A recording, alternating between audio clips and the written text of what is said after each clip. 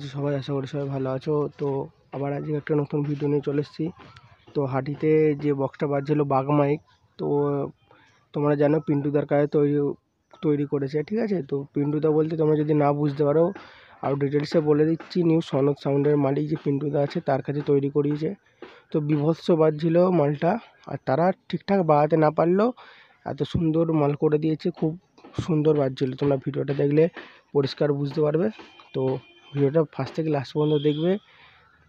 ভালো লাগলে একটা লাইক এবং সাবস্ক্রাইব করে দেবে। তো আজকের মতো টাটা, বাই বাই।